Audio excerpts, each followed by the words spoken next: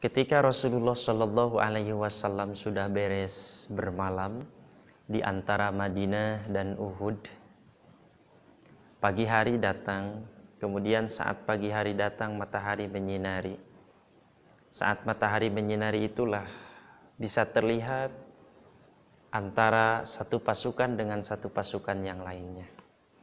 Sehingga pasukan kaum muslimin bisa melihat betapa banyaknya pasukan kaum Quraisy. Dan pasukan kaum Quraisy bisa melihat betapa sedikitnya pasukan kaum muslimin.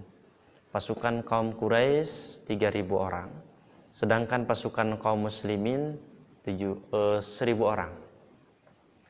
Pada saat musuh sudah mulai terlihat, orang-orang munafik menampakkan kemunafikannya, terutama orang munafik yang dipimpin oleh Abdullah bin Ubay bin Salul. Pada saat itu Abdullah bin Ubay bin Salul berpikir, kalau saya melanjutkan ikut berperang, nanti saya kesini hanya akan mati. Sedangkan tujuan Abdullah bin Ubay bin Salul datang ke kancah peperangan hanya ingin mendapatkan ghanimah, hanya ingin mendapatkan harta saja. Maka pada saat itu 1.000 pasukan kaum muslimin ketika sudah melihat betapa banyaknya pasukan kaum kafir, Abdullah bin Ubay bin Salul beserta orang-orang munafik yang lainnya berbelot pulang lagi ke Madinah. Sekitar 300 orang. Maka pasukan kaum muslimin yang tadinya 1.000 itu hanya tinggal 700 orang lagi. Kenapa Abdullah bin Ubay bin Salul ini berbelot? Satu, dia tahu, dia faham kalau ikut berperang dia akan rugi. Karena tujuan dia berperang bukan li'ala'i kalimatillah, bukan untuk menegakkan kalimat-kalimat Allah, tapi dia mencari harta. Kemudian yang kedua, Abdullah bin Ubay bin Salul sengaja untuk melemahkan pasukan kaum muslimin yang memang sudah sedikit, hanya 1.000 orang ketika berhadapan dengan 3.000 orang. Buatlah mental mereka menjadi lebih lemah. Akhirnya mereka berbelot pulang sampai 300 orang, sehingga tersisa hanya 700 orang. Kemudian tujuan yang ketiga adalah berharap pasukan kaum muslimin itu kalah, berharap pasukan kaum muslimin itu habis, sehingga Madinah dapat dikuasai kembali oleh Abdullah bin Ubay bin Salul. Karena sebelumnya Abdullah bin Ubay bin Salul ini berambisi untuk menjadi seorang raja, berambisi untuk menjadi seorang pemimpin di Madinah. Tapi saat Rasulullah Shallallahu Alaihi Wasallam dengan Abu Bakar, dengan Uraiqat dan dengan para sahabat yang lainnya hijrah ke Madinah, sehingga orang-orang suku suku Hajraj dan orang-orang Madinah membaiat, lebih percaya kepada Rasulullah Shallallahu Alaihi Wasallam. Maka sifat kemunafikannya itu muncul pada saat itu. Akhirnya mereka pulang lagi ke Madinah. Ketika dipanggil-panggil oleh kaum muslimin, ternyata mereka tidak mau menoleh, tidak mau tahu. Mereka pulang ke Madinah.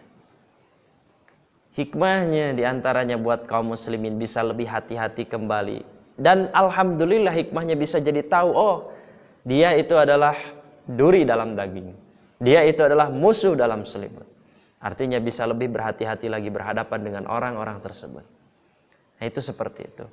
Nah saat sudah berhadapan dua pasukan besar, pasukan kaum muslimin dengan pasukan kafir Quraisy, maka Rasulullah Shallallahu Alaihi Wasallam mengatur sebuah strategi untuk kaum muslimin. Rasul pertama menyimpan 50 pasukan pemanah di atas bukit Rummat, disimpan di atas. Kemudian di bawahnya itu pasukan kaum muslimin sekitar 150 meter dari atas ke bawah.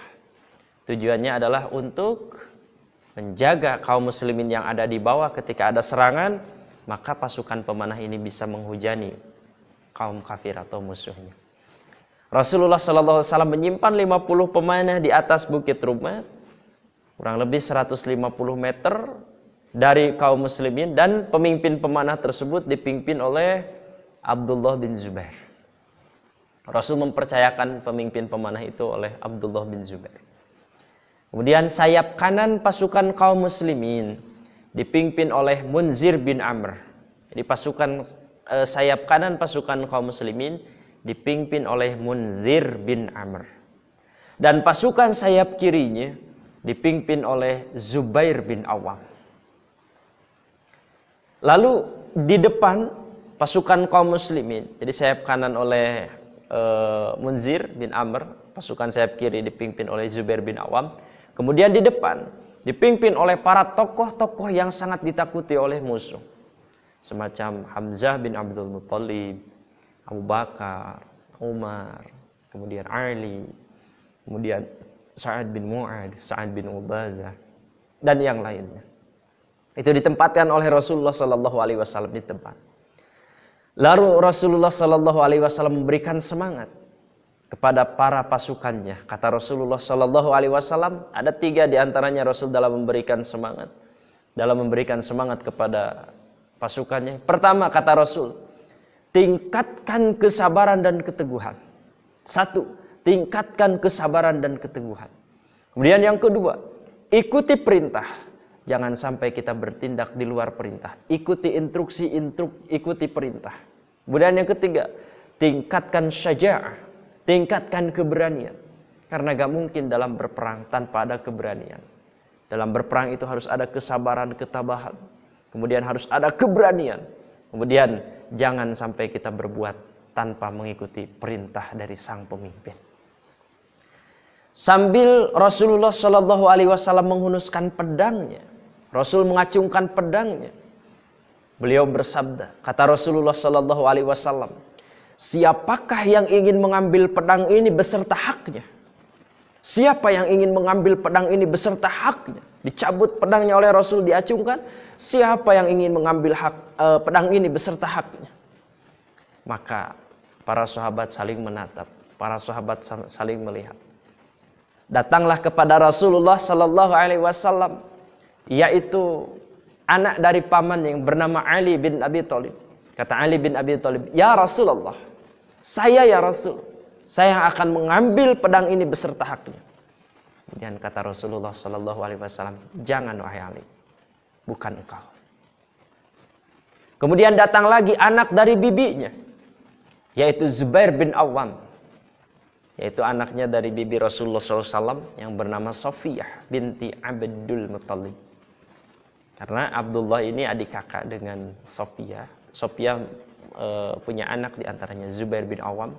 Kemudian Abdullah memiliki anak yaitu Rasulullah Sallallahu Alaihi Wasallam. Zubair bin Awam kata Zubair, saya ya Rasul, saya Rasul. Kemudian kata Rasulullah, jangan, bukan engkau hai Zubair. Lalu datang lagi Umar bin Khattab. Kata Umar, saya ya Rasulullah, saya akan mengambil pedang itu beserta haknya. Kata Rasul, jangan, bukan engkau hai Umar. Maka di saat seperti itu datanglah Abu Dujana. Datang Abu Dujana. Abu Dujana tidak langsung, saya ya Rasul, saya yang akan mengambil pedang itu beserta haknya. Tapi bedanya Abu Dujana itu bertanya terlebih dahulu kepada Rasulullah Sallallahu Alaihi Wasallam. Kata Abu Dujana, apa hak dari pedang tersebut ya Rasulullah? Kalau saya sudah tahu haknya, saya akan mengambilnya ya Rasulullah. Kemudian kata Rasulullah Sallallahu Alaihi Wasallam, hak dari pedang ini adalah pakai pedang ini sampai bengkok. Pukulkan pedang ini kepada kaum-kaum kafir. Pukulkan pedang ini kepada kaum-kaum musyrikin. Di sini perlu digarisbawahi rekan-rekan. Kita itu, agama Islam ini adalah agama cinta damai. Gimana maksudnya? Musuh jangan dicari. Tapi kalau ketemu musuh jangan lari. Kenapa Rasul memerintahkan seperti itu? Kayak yang kejam sekali. Tidak. Kenapa tidak? Karena umat Islam bukan mencari gara-gara. Umat Islam bukan mencari musuh. Tapi mereka yang menyerang, memusuhi umat Islam. Maka kafir yang menyerang disebut dengan kafir harbi. Adapun kafir yang tidak menyerang, hanya memusuhi dalam hati, kemudian secara fisik tidak menyerang, tidak mengganggu, itu biarkan saja. Akan tetapi kalau kafir-kafir yang seperti ini datang untuk menyerang umat Islam, datang untuk menghancurkan umat Islam, memerangi negaranya, mengambil hartanya, merampas kehormatannya, maka kafir tersebut dinamakan dengan kafir harbi, bukan muslim kejam. Akan tetapi menjaga harga diri, menjaga diri. Jangan sampai kita menyerahkan nyawa begitu saja. Jangan sampai kita menyerahkan harta begitu saja. Allah Subhanahu wa taala memerintahkan untuk memerangi kafir-kafir yang memerangi umat Islam. Maka di sini Rasul menyampaikan kepada Abu Dujan, hak dari pedang ini adalah pukulkan pedang ini sampai bengkok. Pukulkan kepada orang-orang kafir, pukulkan kepada orang-orang kaum musyrik. Maka Abu Dujana sang pemberani ini mengambil pedang Rasulullah Sallallahu Alaihi Wasallam dengan gagahnya berjalan sambil memamerkan kepintarannya, kecerdasannya, kelihayannya, kehebatannya dalam berperang. Maka sebagian sahabat ada yang janggal, ya Rasulullah, kenapa Abu Dujana itu kayaknya kelihatan sombong? Nah, Rasulullah Sallallahu Alaihi Wasallam menyebutkan, perlakuan seperti itu di tempat yang lain tidak saya sukai, tapi di medan peperangan sangat saya sukai. Artinya boleh kita semua kalau dalam keadaan berperang, ya, kalau dalam keadaan berperang menghadapi musuh, kita tunjukkan keterampilan kita, kita tunjukkan kehebatan kita, kita tunjukkan skill-skill kita. Untuk apa? Untuk membuat ciut nyalinya musuh. Jangan malah sebaliknya.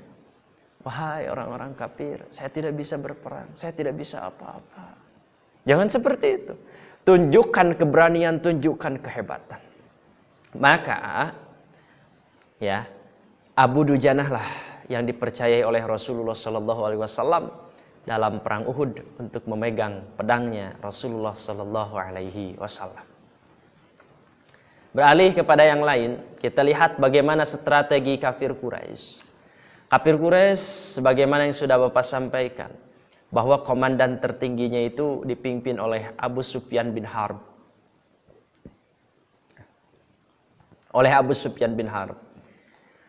Kemudian dari pasukan kafir Quraisy itu dibentuk juga komandan tertingginya adalah Abu Sufyan bin Harb. Kemudian sama seperti umat Islam, ada sayap kanan, ada sayap kiri. Sayap kanan dari pasukan kaum kafir Quraisy ini adalah pasukan berkuda. Sebelumnya di part 1 sudah disampaikan bahwa ada 200 pasukan kuda. 100 di sayap kanan, 100 di sayap kiri. Sayap kanan dipimpin oleh Khalid bin Walid dan Abu Amir Fasik. Kemudian sayap kirinya dipimpin oleh Ikrimah bin Abi Jahal. Dan untuk mengkomunikasikan antara sayap kiri dengan sayap kanan itu dipimpin oleh Amr bin As. Ya. Ini Khalid bin Walid belum masuk Islam. Nanti kisah masuk Islamnya itu sekitar tahun 8 Hijriah. Khalid bin Walid dengan Utsman bin Abi Thalhah, kemudian dengan Amr bin As itu bareng datang ke Madinah, datang kepada Rasulullah SAW. Tapi saat ini tahun ketiga Hijriah, Khalid bin Walid memimpin sayap kanan untuk memerangi pasukan kaum muslim. Maka kuda kanan dipimpin oleh Khalid bin Walid, kemudian sayap kuda kiri dipimpin oleh Ikrimah bin Abi Jahal, dan pemanahnya dipimpin oleh Abdullah bin Abi Rabi'ah.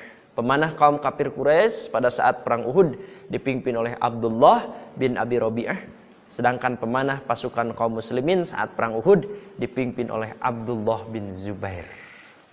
Ya. Para wanita kan di perang Uhud itu kaum kafir Quraisy membawa para wanita sekitar 15 orang. Para wanita mengobarkan, membakar semangat pasukan kaum kafir Quraisy. Dendam kesumat, dendam yang sangat luar biasa. Akibat kekalahan-kekalahan mereka pada saat di perang Badar. Maka kaum wanitanya mengobarkan semangat yang sangat luar biasa kepada kaum kafir Quraisy. Semangat, semangat, semangat. Itu kaum wanitanya. Lalu bagaimana awal meletusnya terjadi sebuah pertempuran peperangan ketika sudah berhadapan ini pasukan kaum muslimin dengan pasukan kafir Quraisy. Awal meletusnya sebuah peperangan diawali oleh Thalhah bin Abi Thalhah Al-Abdari. Awal meletusnya sebuah peperangan diawali oleh Thalhah bin Abi Thalhah Al-Abdari. Siapa dia? Dia itu Thalhah bin Abi Thalhah Al-Abdari ini merupakan seorang premannya orang Mekah, premannya orang Quraisy, sangat ditakuti oleh orang-orang. Thalhah bin Abi Thalhah Al-Abdari datang ke depan. Sebetulnya Tolha ini adalah pasukan berkuda, ahli kuda. Tapi pada saat menantang kaum muslimin, dia naik unta sambil membawa bendera. Karena Tolha bin Abi Tolha al-Abdari ini masih termasuk kepada golongan dari Bani Abduddar, yang mana tugasnya itu adalah untuk membawa bendera. Tolha bin Abi Tolha al-Abdari naik ke punggung unta, kemudian sambil congkak dan menantang kepada kaum muslimin. Woi, kaum muslimin, siapa yang berani melawan saya? Kata Tolha bin Abi Tolha al-Abdari. Siapa yang berani melawan saya? Ayo duel, maju, 1 lawan 1. Kalau berani. Ini layaknya seperti di perang Badar. Ya, Utsbah bin Rabi'ah menantang, kemudian Walid bin Utsbah menantang, dan Ubaidah menantang. Maka dilawanlah oleh Hamzah bin Abdul Thalib, oleh Ali bin Abi Thalib, kemudian oleh Syaibah pada saat perang Badar. Di sini Tolha bin Abi Tolha pun congkak dan menantang kaum muslimin, siapa yang berani melawanku? Ayo duel. Kaum muslimin tahu bagaimana Tolha bin Abi Tolha al-Abdari, kelihayan, kehebatannya dalam berperang. Kemudian kehebatan dalam bergulat, itu sudah tidak diragukan lagi Tolha bin Abi Tolha al-Abdari ini. Pada saat bersamaan, saat seperti itu, Zubair bin Awam, ya, Zubair bin Awam mendekati Tolha bin Abi Tolha al-Abdari. Tolha bin Abi Tolha al-Abdari ketika sedang menantang kepada kaum muslimin, melihat Zubair bin Awam datang. Tapi Zubair bin Awam datang, bukan datang dengan pelan-pelan, datang dengan loncatan yang sangat luar biasa, bagaikan harimau, bagaikan singa yang sedang kelaparan. Zubair bin Awam ketika Tolha bin Abi Tolha al-Abdari belum juga turun dari untanya, itu sudah terbunuh. Ya, itu kehebatan Zubair bin Awam. Penantang yang sangat luar biasa, yang sangat ditakuti oleh Zubair bin Awam, cukup dengan 1 kali loncatan terbunuh Tolha bin Abi Tolha al-Abdari. Maka pada saat Tolha bin Abi Tolha al-Abdari itu terbunuh, itu kan sebagai pemegang bendera. Tadi sudah Bapak sampaikan, pemegang bendera itu dipercayakan oleh kafir Quraisy kepada Bani Abduddar. Tolha bin Abi Tolha al-Abdari ini merupakan bagian dari ketua Bani Abduddar, terbunuh oleh Zubair bin Awam. Maka terjadilah pertempuran di berbagai titik, dan pertempuran yang sangat luar biasa, pertempuran yang paling sengit adalah pertempuran yang terjadi di dekat benderanya kaum kafir Quraisy yang dipimpin oleh Bani Abdiddar, pemegang benderanya. Tadi Tolha bin Abi Tolha sudah terbunuh, maka pertempuran ini semakin hebat di sekitar bendera kaum musyrikin. Setelah pemimpin mereka, Tolha bin Abi Tolha, terbunuh di tangan Zubair bin Awam, secara bergantian Abduddar memegang bendera. Maka setelah kematian Tolha bin Abi Tolha, datanglah Abu Syaibah Utsman bin Abu Tolha. Datang siapa? Abu Syaibah Utsman bin Abi Tolha. Dia itu masih saudaranya Tolha bin Abi Tolha. Ketika bendera itu diambil oleh Abu Syaibah Utsman bin Abi Tolha, maka dengan sigap Hamzah bin Abdul Muthalib mengayunkan pedangnya, dikibaskan kepada Abu Syaibah Utsman bin Abi Tolha. Saat itu juga Abu Syaibah Utsman bin Abi Tolha terkapar, terbunuh, benderanya terjatuh lagi. Jadi kita pahamnya dalam peperangan itu, kekalahan itu bisa dilihat dari benderanya. Ini sudah tadi pertama kali jatuh oleh Tolha bin Abi Tolha, kemudian yang kedua diambil oleh Syaibah Utsman bin Abi Tolha, dihadang oleh Hamzah bin Abdul Muthalib, mati juga, benderanya jatuh. Saat bendera itu jatuh, Abu Abdiddar terus mempertahankan bendera itu supaya tidak jatuh, maka datang lagi Abu Sa'ad bin Abu Tolha. Ya, datang lagi Abu Sa'ad bin Abu Tolha. Saat Abu Sa'ad bin Abu Tolha mengangkat benderanya kembali, saat itulah Sa'ad bin Abi Waqqas melepaskan anak panahnya, tepat kena di tenggorokannya Abu Sa'ad bin Abu Tolha. Ketika Abu Sa'ad bin Abu Tolha mengangkat benderanya, Sa'ad bin Abi Waqqas melepaskan anak panahnya, Masuklah anak panah ke tenggorokannya Abu Sa'ad bin Abu Thalhah sampai lidahnya itu terjulur. Kemudian Abu Sa'ad bin Abu Thalhah terjatuh, ya, terjatuh tersungkur di tanah pada saat itu. Ketika melihat Abu Sa'ad bin Abu Thalhah terjatuh tersungkur, kemudian benderanya terjatuh lagi, datang lagi yaitu Musyafi bin Thalhah. Musyafi bin Thalhah. Ketika Musyafi bin Thalhah mengambil bendera itu, bendera sudah berdiri tegak kembali, maka datanglah Asim bin Sabit memanahnya. Oleh Asim bin Sabit dipanah tepat, ya, mengenai Musyafi bin Thalhah sampai Musyafi bin Thalhah terjatuh, terkapar. Akhirnya ketika bendera itu terkapar, terdiam di tanah, Bani Abduddar tidak membiarkan bendera itu terkapar dan terdiam di tanah. Akhirnya datang lagi dari Bani Abduddar yang bernama Al-Jullas bin Thalhah. Datang Al-Jullas bin Thalhah mengambil bendera itu, ditegakkan kembali. Tapi tidak lama kemudian datanglah Ali bin Abi Thalib menghunuskan pedangnya, pedang Zulfikar.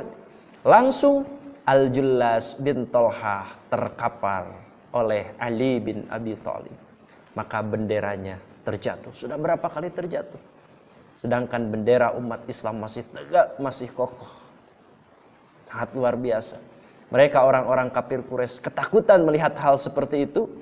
Maka ketika melihat Al-Jullas bin Thalhah terbunuh oleh Ali bin Abi Thalib, datang lagi dari Abduddar yang bernama Suraih bin Qarij. Suraih bin Qarij mengambil bendera, tegakkan kembali bendera.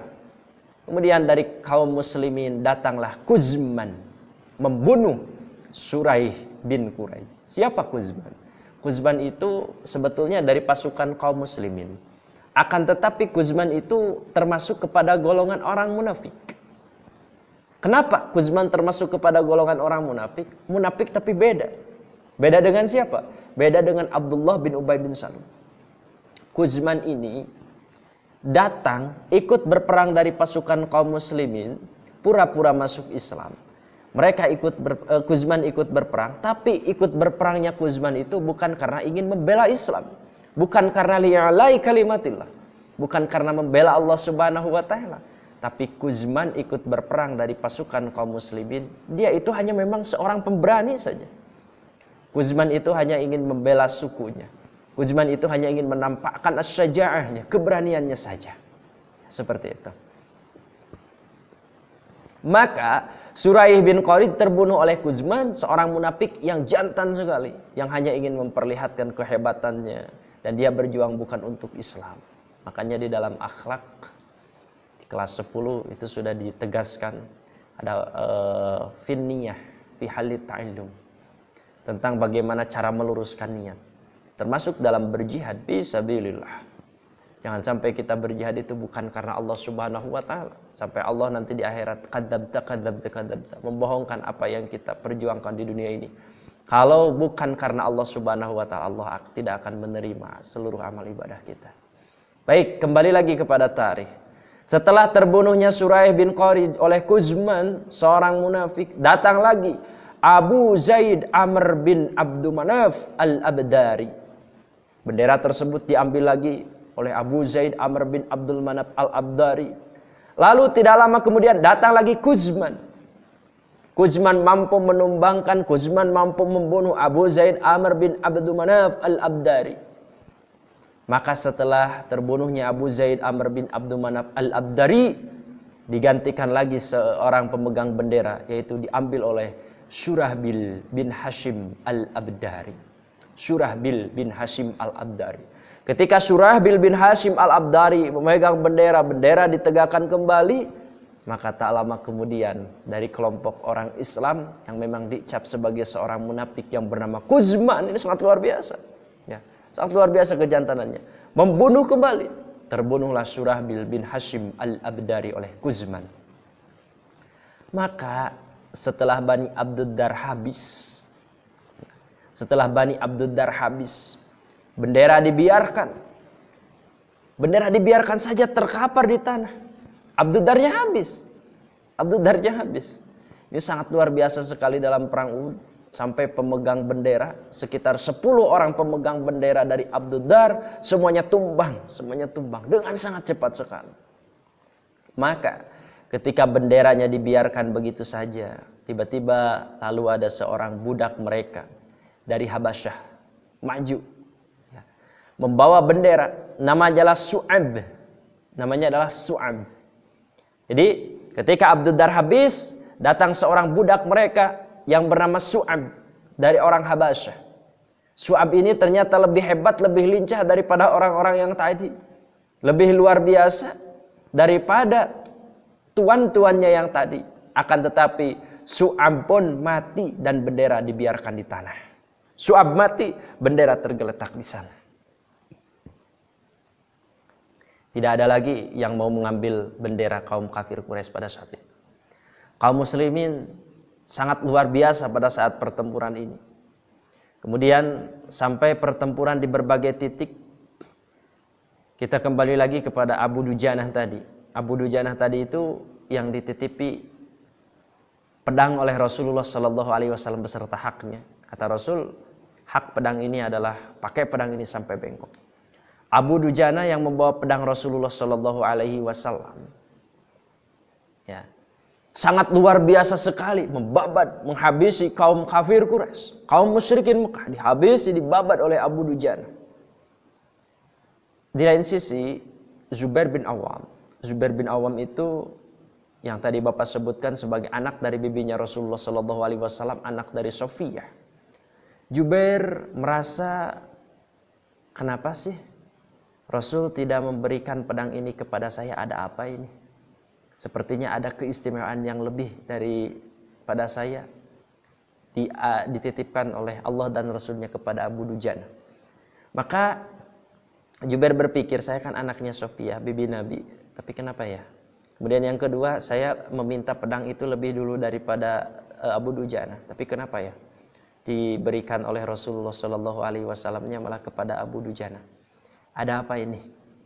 Maka pada saat itu Zubair bin Awam ingin melihat, ingin memperhatikan bagaimana Abu Dujanah yang dititipi pedang Rasulullah Shallallahu Alaihi Wasallam. Zubair memperhatikan Abu Dujanah ternyata sangat luar biasa sekali. Sampai Abu Dujanah memakai ikat kepala yang berwarna merah. Kalau Abu Dujanah sudah memakai ikat kepala berwarna merah, artinya Abu Dujanah sudah siap mati, tidak ingin kembali. Ya.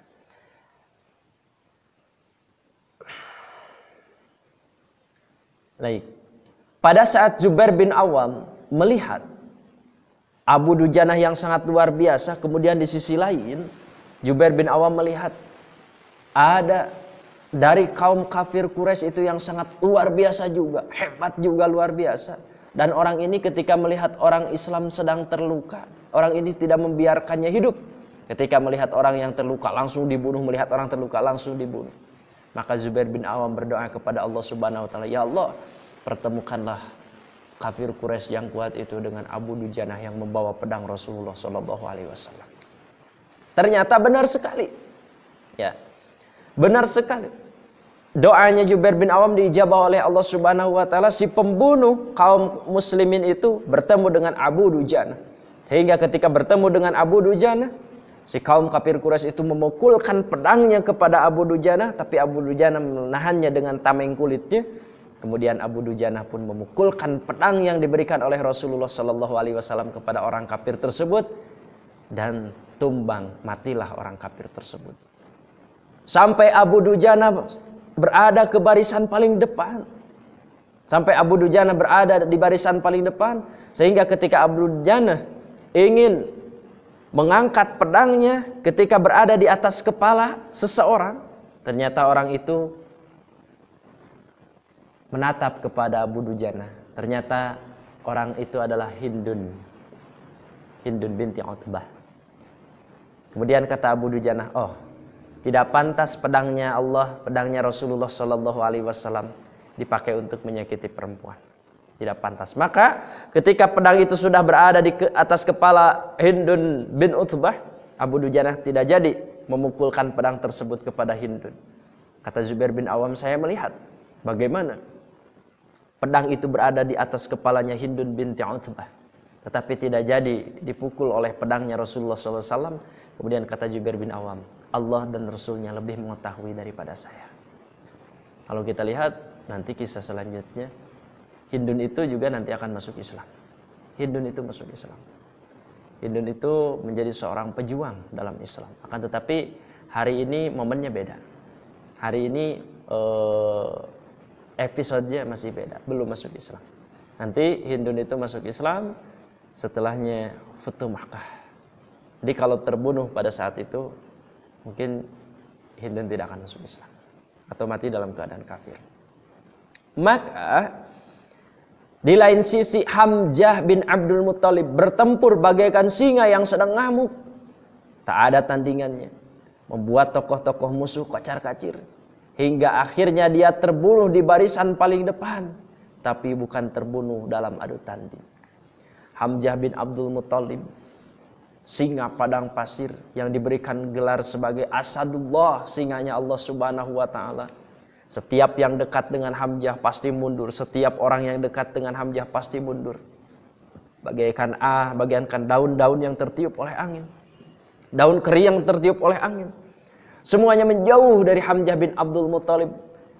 Ketika kali ada orang yang mendekatinya terbunuh, mendekatinya terbunuh. Tapi Hamzah bin Abdul Muttalib menjadi seorang syuhada pada saat pertempuran di perang Uhud ini. Di barisan paling depan. Tapi terbunuhnya bukan karena adu tanding. Tapi terbunuhnya itu karena ada orang yang sengaja mengintai, melihat kapan nih waktu yang tepat Hamzah dalam keadaan tidak melihat kepada dia. Kapan nih waktu yang tepat untuk membunuh Hamzah? Karena kalau berhadapan secara langsung, tak ada yang sanggup untuk menghadapi Hamzah bin Abdul Muttalib alias Asadullah, singanya Allah Subhanahu wa taala. Maka kisah ini diangkat dari pernyataan Wahsy. Wahsy itu adalah seorang pembunuhnya Hamzah bin Abdul Muttalib, yang mana nantinya juga nanti akan masuk Islam juga Wahsy. Wahsy dan Hindun itu akan masuk Islam. Termasuk Abu Sufyan juga akan masuk Islam. Kemudian Khalid bin Walid, kemudian Ikrimah bin Abi Jahal, Amr bin As nantinya akan masuk Islam. Pada sesi ini belum. Wahsy, kata Wahsy, pada saat aku membunuh Hamzah, aku bersembunyi di belakang batu. Terus memperhatikan kapan waktu yang tepat untuk bisa membunuh Hamzah. Kenapa? Saya berniat untuk membunuh Hamzah. Sebetulnya saya tidak ada keinginan sedikit pun untuk berperang, kata Wahsy. Tapi karena saya ini adalah seorang budak. Dan oleh Tuhan saya dijanjikan kalau bisa membunuh Hamzah, pamannya Nabi Muhammad SAW, maka saya akan dimerdekakan. Dalam perang Uhud ini saya tidak punya kepentingan yang lain kecuali saya harus bunuh Hamzah saja. Karena saya ingin merdeka, saya ingin hidup bebas layaknya orang lain. Maka kata Wahsy, ketika saya berlindung di balik batu untuk mencari waktu yang pas untuk melempar tombak, tiba-tiba Siba bin Abdul Uzza muncul. Mendekati kepada Hamzah bin Abdul Muttalib. Kemudian kata Hamzah, sini kalau engkau ingin mati. Siba bin Abdul Uzza mendekati Hamzah, kemudian ingin memukul Hamzah. Hanya dengan satu pukulan pedangnya Hamzah bin Abdul Muttalib, Siba langsung terbunuh. Dan pada saat Hamzah bin Abdul Muttalib telah membunuh Siba bin Abdul Uzza, saat itulah ada saat yang tepat untuk melemparkan tombaknya. Ya, untuk melemparkan tombaknya Wahsy. Wahsy sengaja melihat bagaimana di saat Hamzah lengah, Wahsy mengayunkan tombaknya tepat mengenai perutnya, yang bagian bawah hingga tembus ke selangkangannya. Jadi oleh Wahsy, karena kebiasaan orang Habasyah itu bisa melempar tombak. Ya. Hampir semua pemuda Habasyah itu bisa melempar tombak. Wahsy saat Hamzah itu lengah, saat Hamzah itu tidak bisa melihat Wahsy, Wahsy melemparkan tombaknya. Dari kejauhan Hamzah tertusuk oleh tombaknya Wahsy. Sampai saat itu kata Wahsy sendiri, ketika sudah masuk Islam, Wahsy menceritakan bagaimana saat peristiwa di Uhud, bagaimana saat membunuh Hamzah. Kata Wahsy, Hamzah itu bagaikan unta abu-abu. Artinya ketika ada orang yang menyerang, setiap kali ada orang yang mendekatinya, mundur, bahkan kalah. Maka kata Wahsy, saya pun tidak berani, harus berhadapan secara langsung. Maka saya mengambil kesempatan yang pas. Kapan Hamzah itu lengah. Kemudian dilempar tombaknya, masuk ke perutnya. Sampai kepada selangkangannya Hamzah bin Abdul Muttalib. Saat itu Wahsy menatap Hamzah dari kejauhan. Ternyata Hamzah masih berjalan dan mengejar Wahsy. Kata Wahsy, saya sampai ketakutan. Kok ada seseorang yang sudah kena tombak segitu besarnya masih bisa berjalan, masih kuat berjalan, masih membawa pedang, masih menuju kepada saya. Kemudian Wahsy pun lari ketakutan. Lama kelamaan Hamzah bin Abdul Muttalib jalan. Tidak seimbang jalan, tidak seimbang, tidak seimbang. Kemudian terjatuhlah Hamzah bin Abdul Muttalib. Gugur di medan perang Uhud. Kayak ini kalau di part yang pertama, Bapak menyebutkan, kata Rasulullah Shallallahu Alaihi Wasallam, saya bermimpi pedang yang rompal nanti akan terjadi musibah pada keluargaku. Di antaranya kepada Hamzah bin Abdul Muttalib, keluarga Rasulullah Shallallahu Alaihi Wasallam sebagai Sayyidus Syuhada, sebagai rajanya orang-orang yang mati syahid. Itu adalah Hamzah bin Abdul Muttalib. Maka ketika Hamzah bin Abdul Muttalib itu tergeletak, sudah dipastikan oleh Wahsy, ini sudah mati atau belum. Ketika sudah merasa pasti sudah mati, maka Wahsy mendekati Hamzah, kemudian diambil lagi tumbaknya oleh Wahsy. Diambil lagi tumbak yang dipakai membunuh Hamzah itu oleh Wahsy. Nanti kalau rekan-rekan terus menyimak sejarah kelanjutannya, tumbak yang dipakai untuk membunuh Hamzah bin Abdul Muttalib ini, ya, nanti dipakai oleh Wahsy pada saat perang yang dipimpin oleh Abu Bakar As-Siddiq melawan nabi palsu yang bernama Musailamah Al-Kadzab. Musailamah Al-Kadzab, orang terjelek pada saat itu, dibunuh oleh Wahsy juga dengan tombak yang sama. Sehingga Wahsy ketika sudah membunuh Musailamah Al-Kadzab, saya telah membunuh orang terbaiknya Rasulullah Shallallahu Alaihi Wasallam, yaitu paman yang bernama Hamzah. Maka saat ini aku akan membunuh orang terburuknya umat Rasulullah SAW. Maka dibunuh oleh Wahsy yang bernama Musailamah Al-Kadzab. Itu nanti setelah masuk Islamnya Wahsy. Baik, setelah terbunuhnya Hamzah, bagaimana sikap umat Islam? Ternyata umat Islam masih bisa menguasai keadaan. Meskipun pasukan muslim mengalami kerugian yang sangat besar atas terbunuhnya Asadur Rasulullah, atas terbunuhnya singa Allah, singa Rasulullah Sallallahu Alaihi Wasallam, tapi mereka masih tetap mampu menguasai keadaan, masih tetap bisa menguasai keadaan. Maka tokoh-tokoh umat Islam yang berperan pada saat itu, yang ikut berperang pada saat perang Uhud saat itu, diantaranya masih ada Abu Bakar As-Siddiq, ada Umar bin Khattab, ada Ali bin Abi Thalib, ada Zubair bin Awam. Kemudian ada Mus'ab bin Umair, ada Talhah bin Ubaidillah, ada Abdullah bin Jahsy, ada Sa'ad bin Mu'adz, ada Sa'ad bin Ubadah, ada Sa'ad bin Ar-Rabi, ada Anas bin Nadar. Kemudian masih banyak lagi orang seperti mereka yang merontokkan ambisi kaum musyrikin. Jadi ketika terbunuh Hamzah bin Abdul Muttalib, masih banyak pejuang Islam yang sangat luar biasa seperti halnya Hamzah bin Abdul Muttalib yang barusan Bapak sebutkan. Maka kita beralih kepada bagaimana peran pemanah yang dititipkan, yang disimpan oleh Rasulullah Sallallahu Alaihi Wasallam di atas Bukit Rumman. Peran pemanah ini sangat luar biasa sekali, yang dipimpin oleh Abdullah bin Zubair. Dan Rasulullah Sallallahu Alaihi Wasallam kepada para pemanah sebelumnya telah berwanti-wanti, hai para pemanah, apapun yang terjadi, jangan sampai kalian turun, menang ataupun kalah kami. Bahkan dalam sebagian hadis disebutkan, walaupun ada burung-burung sudah mengintari bangkai-bangkai atau mayat-mayat kami, kalian jangan turun, tetap di atas. Itu perintah yang sangat tegas dari Rasulullah Sallallahu Alaihi Wasallam. Pemanah ini sangat luar biasa sekali. Ya, mereka melindungi pasukan kiri kaum muslimin yang dipimpin oleh Zubair bin Awam. Karena sampai 3 kali pasukan Khalid bin Walid dengan pasukan Amir Fasik itu menyerang pasukan kiri kaum muslimin. Tapi tak bisa berkutik karena masih ada pasukan pemanah di atas bukit. Ketika pasukan Khalid bin Walid dengan pasukan Amir bin Fasik 3 kali menyerang, mencoba menyerang untuk menghancurkan pasukannya Zubair bin Awam, ternyata tidak bisa berkutik. Khalid bin Walid hanya bisa terdiam, hanya bisa menatap, hanya bisa terpaku saja. Karena ada 50 pasukan pemanah di atas bukit yang tiap kali mereka menyerang pasukan kiri kaum muslimin, mereka dihujani terus dengan anak panah. Akhirnya mereka mundur. Maka sangat luar biasa sekali peran pemanah. Maka Rasulullah SAW orang yang sangat cerdas menempatkan 50 pemanah di atas itu.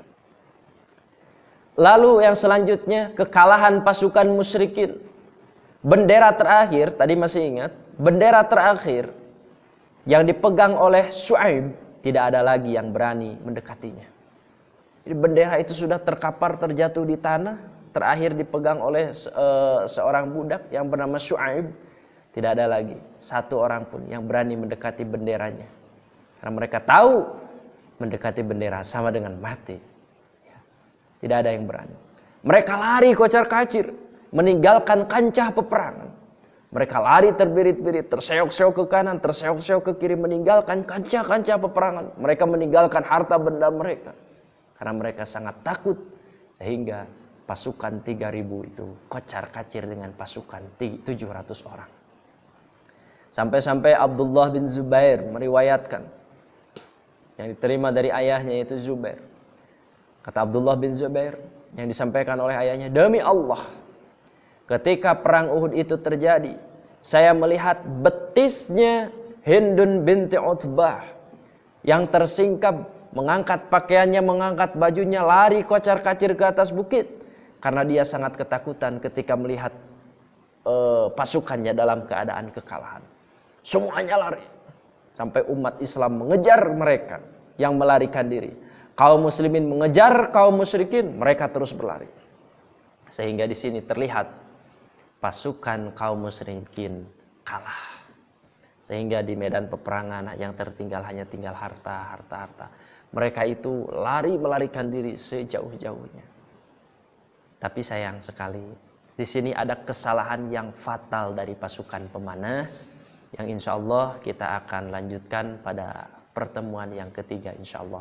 Semoga di part kedua ini kita banyak bisa mengambil hikmahnya. Nanti kita akan lanjutkan dengan kesalahan fatal para pemanah 50 orang yang ditempatkan di Bukit Rum.